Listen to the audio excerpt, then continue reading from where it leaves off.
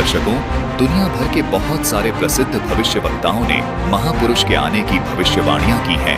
कौन है वो महापुरुष जिसका जिक्र ये कथावाचक भी कर रही है? पहले देखिए ये वीडियो। आज हम ऐसे समय से गुजर रहे हैं जो विश्व के इतिहास में बहुत विलक्षण समय है। इस समय की चर्चा विश्व के अलग अलग देशों में बैठे बहुत से भविष्य वक्ताओं ने, वैज्ञानिकों ने की है। वे कुछ पॉइंट्स हैं जो आपके समक्ष रखना चाहूंगी। जॉर्ज बाबरी एक स्कॉलर हैं वेस्ट के। इन्होंने कहा कि भारत में एक ऐसे संत का जन्म हो चुका है जो अब गोल्डन एरा एस्टैब्लिश करने वाला है, सतयुग का निर्माण करने वाला है। लेडी फ्लोरेंस ने यहाँ तक कह दिया कि 20वीं सदी में भारत में एक ऐसे संत का जन्म हुआ है जो सन 2000 के बाद अपने क्रिएटिव डिसाइपल्स को साथ लेकर, अपने सृजन साधकों को साथ लेकर विश्व से भौतिकवाद का अंत करेगा और आध्यात्मवाद को उजागर करेगा। रशिया की बोरिस्का सिल्विगार, जिन्होंने 1940 के करीब एक ऐसी भविष्यवाणी की थी कि लगभग 4 या 5 सालों के बाद अंग्रेज भारत को छोड़कर चले जाएंगे, भारत स्वतंत्र होगा। लेकिन उनकी बात किसी ने नहीं मानी, पर हूबहू वही हुआ जो उन्होंने भविष्यवाणी की थी। वही लेडी फ्लोरेंस कहती हैं कि 20वीं सदी में भारत में एक मैसेंजर ऑफ गॉड आया है, पूरे विश्व में छा जाएगा और पूरे विश्व का संचालन करेगा। अमेरिका की रिसर्च कमेटी है जिसने यहां तक कह दिया कि कल्कि का जन्म हो चुका है। भारत के एक संत हैं स्वामी अय्यर, जिन्होंने यहां तक कह दिया कि कल्कि का जन्म भारत में हुआ है और वो सतयुग का निर्माण करने वाला है। और इसके बाद अमेरिका की एक भविष्यवक्ता है लिन, उन्होंने यहाँ तक कह दिया कि कल्कि नाम का कोई अवतार भारत में जन्म ले चुका है, लेकिन इस समय वो धरती पर नहीं है, पर वो लौट कर वापस आएगा और उसका वापस आना दुनिया देखेगी। इसलिए भक्तों, ये अब हम सबकी अपनी समझदारी के ऊपर है कि कोई तो ऐसे संत हैं जो भारत का मानचित्र ही विश्व पटल पर बदलने वाले हैं। क्या हम में इतनी सूझ है कि हम उन्हें पहचान कर अपने जीवन को महान बना लें, उनकी इस मुहिम में अपना योगदान दें, इसमें शामिल हो जाएं? क्योंकि अब वो समय दूर नहीं है जब विश्व धरा के आंचल पर एक अजब, एक अद्भुत करिश्मा घटने वाला है जिसे पूरी दुनिया देखेगी। दर्शकों, हम धन्यवाद करते हैं इस साध्वी बहन का। धन्य है इस बहन के माता पिता जिनसे इनका जन्म हुआ, जो बिल्कुल सत्य बोल रही हैं और कह रही हैं कि हमें ऐसे महापुरुष का साथ देना चाहिए, जबकि दूसरे और आज के स्वार्थी धर्मगुरु, कथावाचक अपने स्वार्थवश संत रामपाल जी महाराज का विरोध कर रहे हैं। ये बहन जिस संत के बारे में बात कर रही है, उस महान संत की खोज हो चुकी है। तो चलिए अब आपको इस महापुरुष के जीवन में घटी उस दिव्य घटना से रूबरू करवाते हैं, जो दिव्य घटना संपूर्ण मानव जाति के कल्याण का कारण बन चुकी है। पुण्यात्मा परमात्मा स्वयं ही इस काल के लोक में आते हैं, अपने बच्चों को तत्व ज्ञान से परिचित कराते हैं। दास के अंदर उसी पूर्ण परमात्मा कबीर साहिब जी की शक्ति काम कर रही है। आप सभी पुण्यात्माओं को काल के जाल से निकालने के लिए परमात्मा इस पृथ्वी लोक में फाल्गुन शुक्ल पक्ष एकम विक्रमी संवत 2053 9 मार्च 1997 रविवार के दिन आए और सार नाम व सार शब्द खुल कर देने का आदेश दिया, जिससे आप सभी का मोक्ष हो सके। इसके बाद इस आध्यात्मिक ज्ञान के प्रचार प्रसार में बहुत तेजी आई और आज आप सभी पुण्यात्माओं को अपने निज घर की और परमात्मा की पहचान हो पाई। 600 साल पहले परमात्मा को ना पहचान कर हम काल के जाल में धोखे से रह गए थे। अब की बार दास को आम संत समझकर धोखा मत खा जाना। यदि आप इस परमात्मा के तत्व ज्ञान से पूर्णतः परिचित हो चुके हो तो दास के इस इशारे को समझकर अपना उद्धार करवा लेना और अपने अन्य भाइयों बहनों को भी कबीर परमात्मा का ये सच्चा मार्ग समझाना। दास को कबीर परमात्मा का मिलना आप सभी के जीवन के कल्याण का कारण बन रहा है। आपको अब उस दिन की घटना के बारे में बताता हूँ। ये सत्य घटना उस दिव्य प्रसंग की है जो आज तक केवल एक रहस्य था। वो रहस्य सालों पश्चात अब आपके सामने प्रस्तुत होने जा रहा है।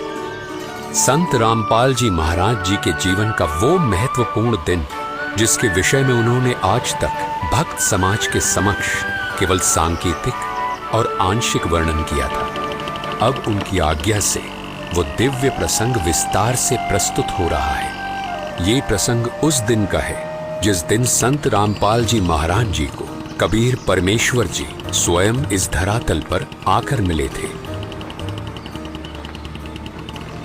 हे गुरुदेव राम देवानंद जी महाराज, ना जाने आपने इस दास में क्या देखा कि आपने इस दास को इतनी बड़ी जिम्मेदारी दे दी। अपने बाद मुझे गुरु पद पर बैठा दिया। ये दास अपनी आखिरी सांस तक आपके द्वारा दिया गया जगत कल्याण के मार्ग और मोक्ष के कार्यों को पूरा करने के लिए समर्पित रहेगा। परमात्मा का सत्य ज्ञान और सच्चा मंत्र हर घर तक पहुंचा के छोड़ दूंगा, फिर चाहे कुछ भी बीते मेरे साथ। ये दास आजीवन परमात्मा के मार्ग में कार्यरत रहेगा। ये फाल्गुन शुक्ल पक्ष एकम विक्रमी संवत 2053 9 मार्च 1997 रविवार की बात है। संत रामपाल जी महाराज हरियाणा के झज्जर जिले के एक झाड़ली कस्बे में गरीबदास जी महाराज जी की वाणी का पाठ करने गए थे। वहां किसी कारणवश पाठ रद्द होने की वजह से वे वापस आ रहे थे। वहां से लौटते समय संत रामपाल जी महाराज कबीर परमात्मा की याद में मग्न अपने दोपहिए वाहन पर सवार वापस लौट रहे थे। संत रामपाल जी महाराज स्कूटर को रास्ते में एक चाय की दुकान के पास रोक देते हैं। राम राम महाराज जी।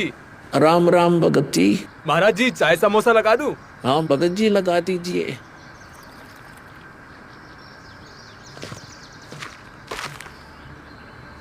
इस बोले भगत को भी परमात्मा का तत्व ज्ञान समझाना चाहिए। भगत जी, कबीर परमात्मा की भक्ति करनी चाहिए। मनुष्य जीवन हमें सिर्फ इसीलिए मिलता है।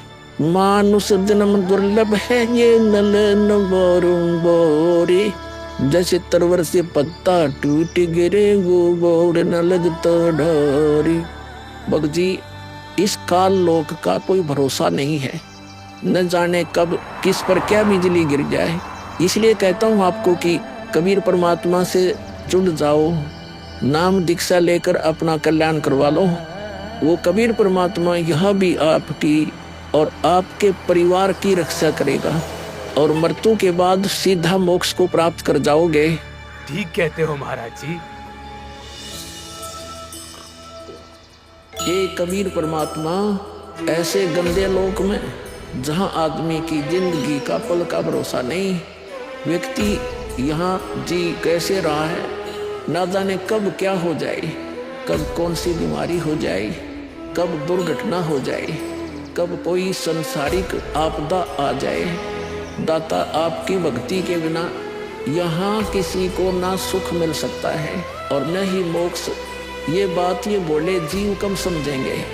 आखिर ये अज्ञान अंधेरा कब दूर होगा? दाता, आप ही दया करेंगे कबीर परमेश्वर।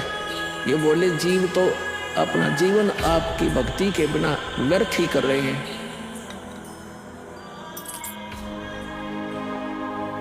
चाय पीने के बाद संत रामपाल जी महाराज मातन हिल की तरफ निकल पड़ते हैं। बिन उपदेश अचंभ है, क्यों जीवित है प्राण, और भक्ति बिना काठोर है, ये नर नहीं पाषाण।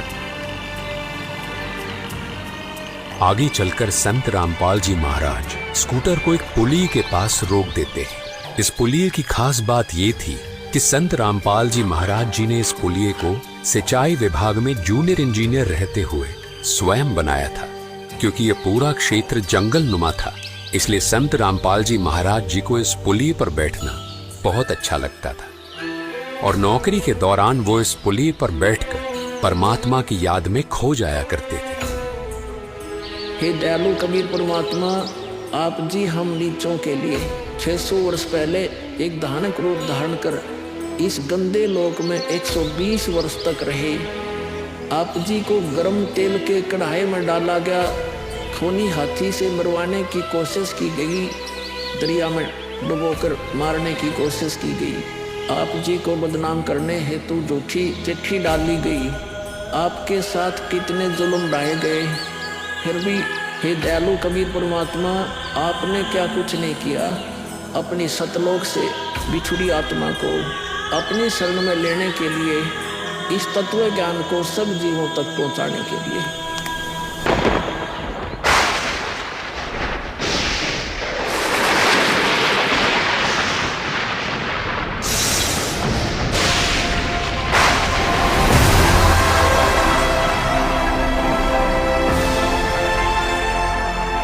साहेब कबीर आजा आत्मा तोए पुकारती, तेरे हाथ में चाबी हो सतगुरु सतलोक द्वार की। साहेब कबीर आजा आत्मा तोए पुकारती, तेरे हाथ में चाबी हो सतगुरु सतलोक द्वार की।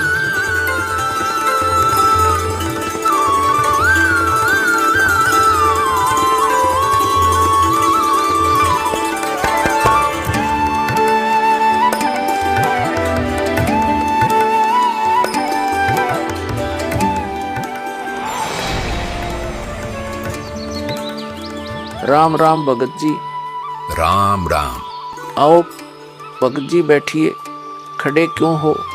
संत रामपाल जी महाराज अपने परने को पुलिया की दीवार पर बिछा देते हैं और महात्मा जी से बैठने का आग्रह करते हैं। कहाँ से आए हो बेटा, क्या करते हो? भगत जी, वैसे तो मेरा गांव धनाना है, जिला सोनीपत में पड़ता है। अब एक छोटा सा मकान बनाकर रोहतक में रहता हूँ। जूनियर इंजीनियर था, लेकिन अब नौकरी छोड़ दी है।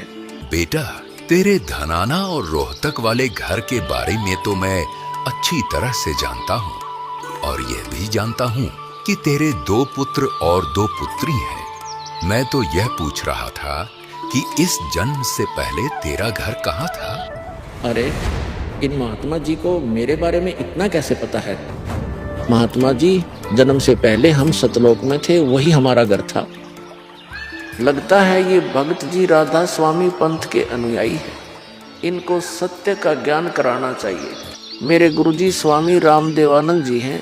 मेरे भगवान कबीर देव जी सृष्टि के रचनहार है, वही सतपुरुष है। कुछ पंथ वाले सतलोक के विषय में तो बताते हैं, लेकिन वे सतपुरुष को निराकार बताते हैं, जो कि बिल्कुल झूठ है। भक्त जी, मैं स्वयं संत गरीबदास जी के पंथ से जुड़ा हूँ। संत गरीबदास जी गांव छुड़ानी जिला झज्जर वाले थे और उनको 10 वर्ष की उम्र में कबीर परमात्मा जी जिंदा महात्मा के रूप में मिले थे।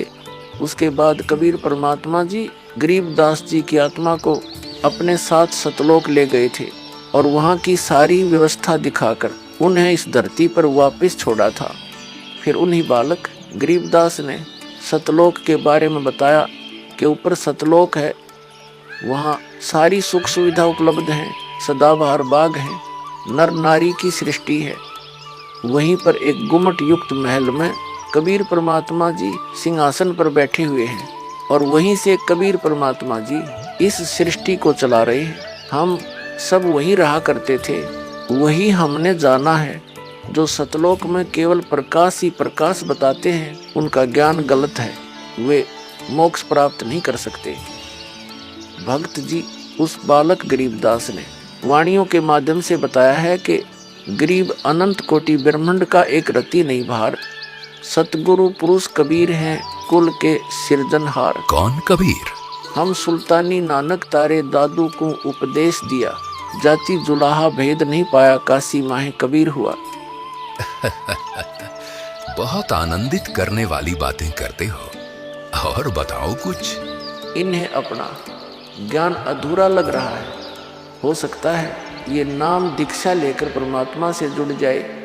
भक्त जी, अगर आपको अपना कल्याण करवाना है तो एक ही तरीका है, नाम दीक्षा। मेरे पूज्य गुरुजी ने मुझे नाम दीक्षा देने का आदेश दे रखा है। मैंने अपना घर और नौकरी छोड़ दी है। अब गुरुदेव जी की ही आज्ञानुसार प्रचार और दीक्षा देने का पवित्र कार्य कर रहा हूँ। बेटा, क्या तुम्हारे गुरु जी ने तुम्हें सारनाम और सार शब्द देने का भी आदेश दिया है? इन्हें कैसे पता सारनाम सार शब्द के बारे में? गुरुदेव की आज्ञा थी कि अभी सारनाम को सार्वजनिक नहीं करना है। उन्होंने कहा था कि मुझे स्वयं परमेश्वर कबीर जी मिलेंगे और वही मुझे सारनाम को सार्वजनिक करने का सही समय बताएंगे। तब तक यह सारनाम केवल विशेष विश्वास पात्र अनुयायियों तक सीमित रखना है। बेटा रामपाल, मैं ही सत्य पुरुष कबीर हूँ। अब वह समय आ गया है सारनाम और सार शब्द प्रदान करने का। वह भक्त जी, मैंने आपको बता दिया कि कबीर परमेश्वर मुझसे मिलने आएंगे, तो आप स्वयं ही कबीर परमेश्वर बन बैठे। मैंने अपने गुरु जी से पूछा था कि हे गुरुदेव, मैं कैसे पहचानूंगा जो मुझे मिलेंगे कि वे कबीर भगवान हैं? गुरु जी स्वामी राम देवानंद जी बोले, यह विश्वास करवाना व पहचान करवाना उनका काम है। तभी तो मैं बता रहा हूँ, मैं ही सत्य पुरुष कबीर हूँ। कबीर परमेश्वर जी सबको जिंदा बाबा के वेश में मिले हैं। आप तो जिंदा बाबा वाले वेश में नहीं हो। जिंदा महात्मा तो मुसलमान साधु होते हैं। मुसलमान धर्म तो अभी 1500 साल पहले ही बना है। मेरा असली वेश तो यही है जिस रूप में मैं तुम्हारे सामने खड़ा हूँ। रामपाल, तुम मेरी परम हंस आत्मा हो। जगत कल्याण के लिए मैंने ही तुझे भेजा है। अब सही समय आ गया है सार नाम और सार शब्द देने का। मैं कभी सिर पर मुकुट, कभी पगड़ी, कभी टोपी धारण कर लेता हूँ। चारों युगों में आता हूँ।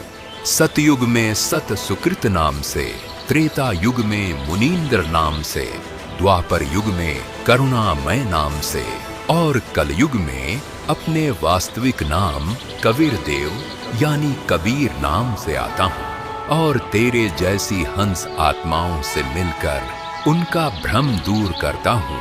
लेकिन अगर तुझे केवल जिंदा महात्मा के रूप में विश्वास है तो मैं तुझे अपना वो रूप भी दिखा देता हूँ। ये देख।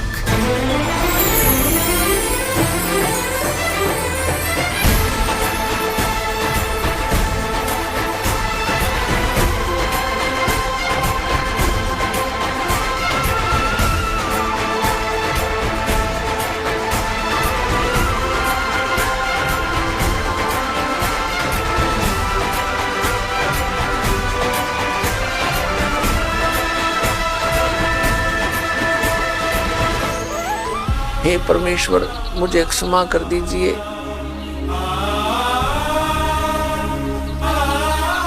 मुझसे अनजाने में गलती होगी।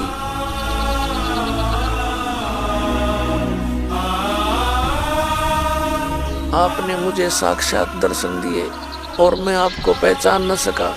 मुझे क्षमा कर दीजिए परमपिता। बेटा रामपाल, अब वो समय आ गया है जो मैंने धर्मदास को कहा था कि कलयुग बीते 5505 तब यह वचन मेरा होगा साचा। यानी जब कलयुग 5505 वर्ष बीत जाएगा तब मैं खुद इस धरातल पर आऊंगा और अपने बच्चों को तत्व ज्ञान समझाकर इस काल लोक से सतलोक ले जाऊंगा। बेटा रामपाल, तुम मेरी परम हंस आत्मा हो। अब इसके आगे बेटा मैं ही तेरे रूप में सारी लीला करूंगा और यह तत्व ज्ञान अपने बच्चों को बताऊंगा, उन्हें सतलोक की राह दिखाऊंगा।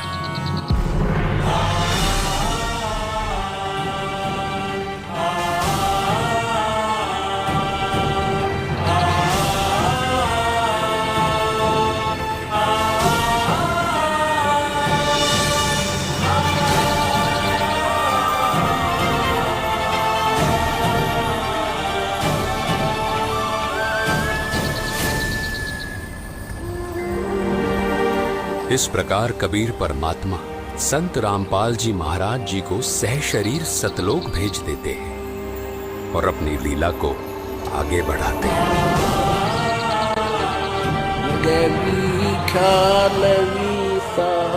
सतगुरु अतल दिगंबर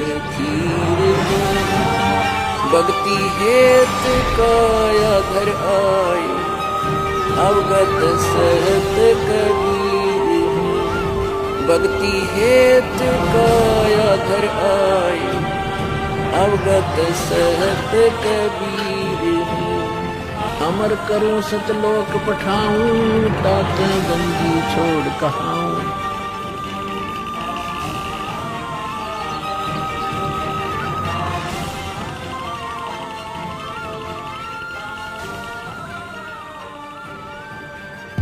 इस प्रकार कबीर परमात्मा संत रामपाल जी महाराज जी को सह शरीर सतलोक भेज देते हैं और स्वयं सर्व सृष्टि रचनहार कबीर परमात्मा संत रामपाल जी महाराज जी के रूप में संपूर्ण संसार का उद्धार करने के उद्देश्य से इस पवित्र मिशन पर निकल पड़ते हैं। संत रामपाल जी महाराज जी के रूप में कबीर परमात्मा स्वयं को छिपाए हुए हैं।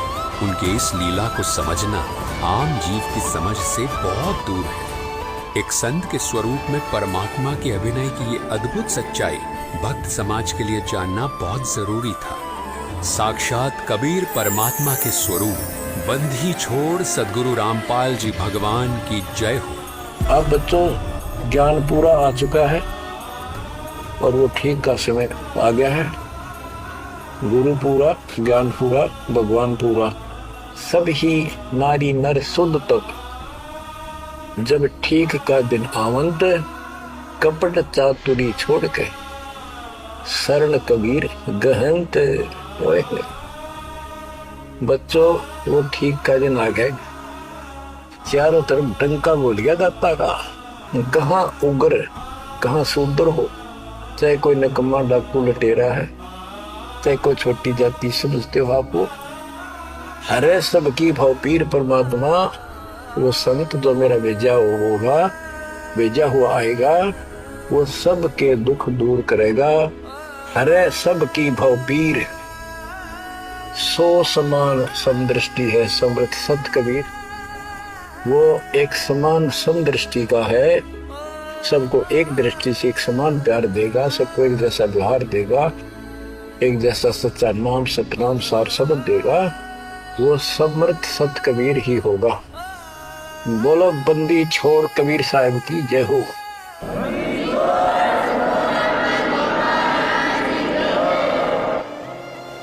आपके मोक्ष के लिए परमात्मा ने कसर नहीं छोड़ रखी। जो भी संभव व्यवस्था है वो सारी कर दी है। बच्चों तुम भी दया करियो, रहम करियो परम पिता पे। बच्चों आने वाली पीढ़ियां आपको भी याद करा करेंगी, जब तक चांद सूरज रहेंगे आपका नाम रहेगा कि हमारे कौन माता पिता, कौन दादा परदादा दादी इसे अमृत ज्ञान को हमारे कुल में लाए थे। आने वाली पीढ़ियों के उद्धार के लिए तुम जिम्मेवार हो, कुर्बान हो जाओ। पहचान लो उस परम पिता को और पहचान लो अपने गुरुदेव को। परमात्मा आपको मोक्ष दे, आपको सद्बुद्धि देकर रखे, आपको भगवान की याद बनी रहे, सतलोक याद रहे, काल का कष्ट भी याद रहे। यहाँ भी सुखी रहो, सतलोक में सदा सुखी हो जाए। ये दास का आशीर्वाद है। सत साहिब।